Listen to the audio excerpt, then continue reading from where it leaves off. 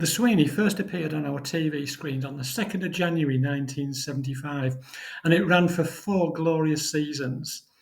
The final episode was broadcast on the 28th of December 1978. It became the stuff of legend to anybody who grew up during that period.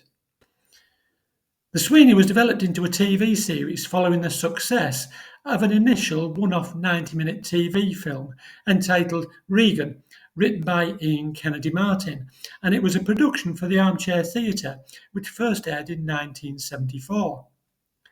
Production of the TV series was left to Euston Films Limited, a subsidiary of Thames Television, and for each episode they were allocated a budget of £40,000 and an 8.5-week production schedule.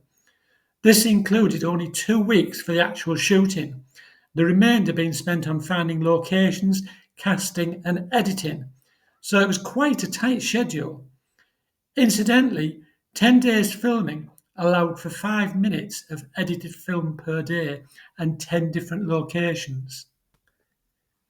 Due to artistic differences, Ian Kennedy Martin left the production and his brother Troy Kennedy Martin and several other writers took over the reins. Proper good old-fashioned policing and the term political correctness had yet to be invented. That was the 70s for you. Marvellous. We could do with more of it today. The main characters, you had the Governor, D.I. Jack Regan, played by John Thor, D.S. George Carter, played by Dennis Waterman, and completing the lineup was Regan's boss, Haskins, played by Garfield Morgan. The Sweeney was the term used by the criminal fraternity, and it was a Cockney rhyming slang for Sweeney Todd, Flying Squad. The Flying Squad being the department of the London Metropolitan Police who tackled serious crimes, armed robberies, etc. Each episode began with up to a 3-minute teaser, and it would lead into the opening titles.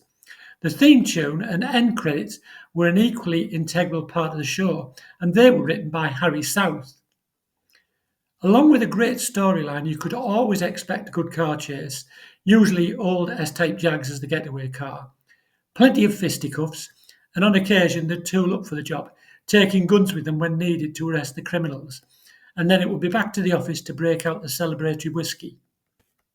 In total, 53 episodes were made, and 2 films, Sweeney in 1977 and Sweeney 2 in 1978. Now you might say, but there was a 3rd film made in 2012, wasn't there? And you'd be right. But personally, I feel it would be wrong to include it because it didn't include any of the original cast and it wasn't of the time. How could you possibly recreate such an iconic programme to someone who remembered the original so well? The last episode, Jack O'Neive, saw Regan arrested and accused of corruption again, which he wasn't, and despite being cleared, the programme concludes when he angrily resigns from the Met. A truly great television series ended on the 28th of December 1978.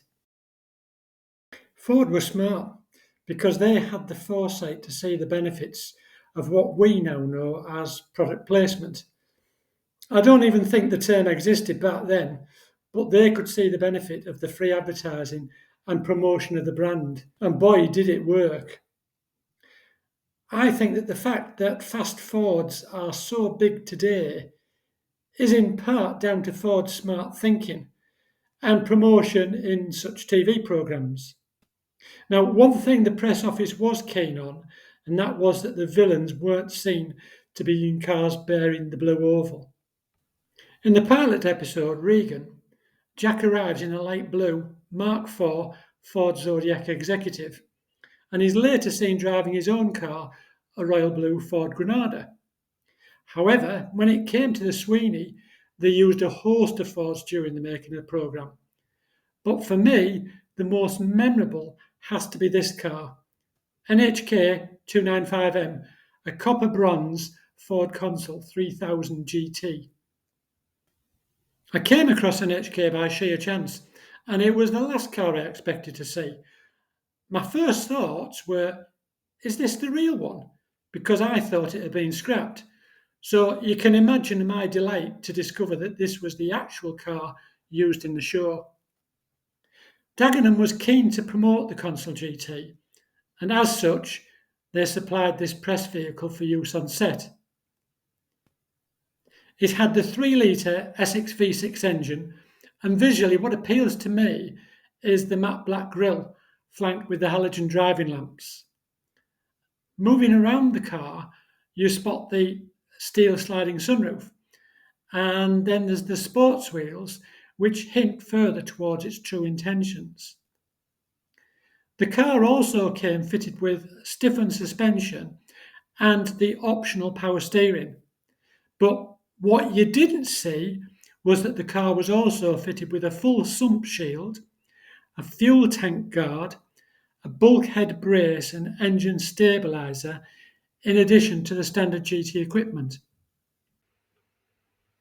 An HK was the main squad car used by Regan and Carter, and it featured in the opening titles of Series 1 to 3. And it was retired from the squad in 1975 when it was succeeded by the Granada 3-litre S.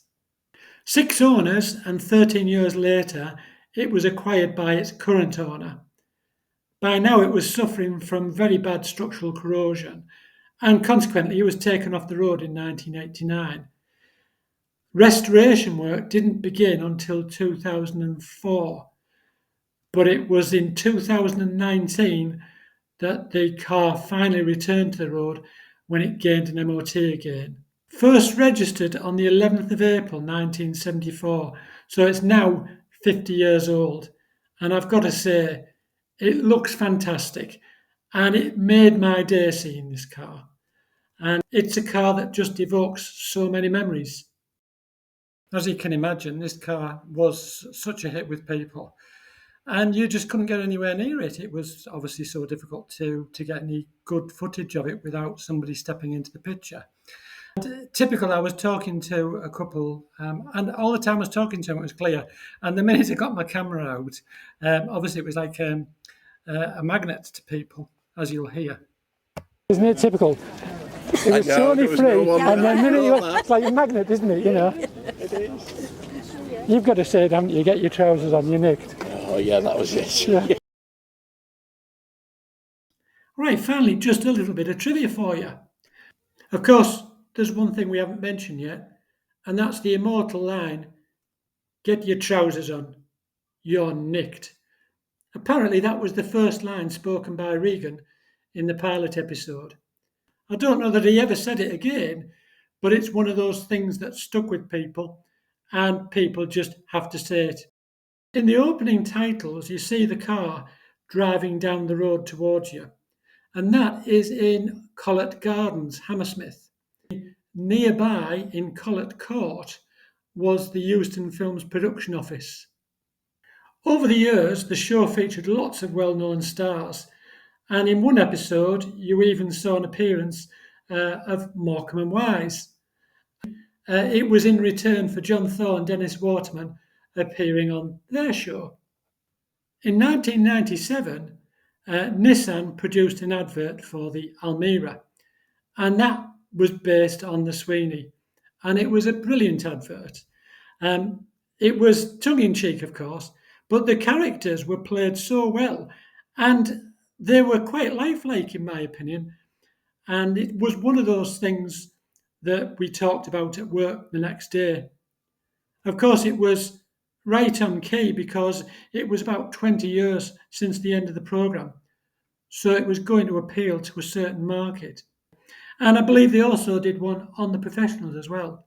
Now, I've included a link if you want to watch that advert.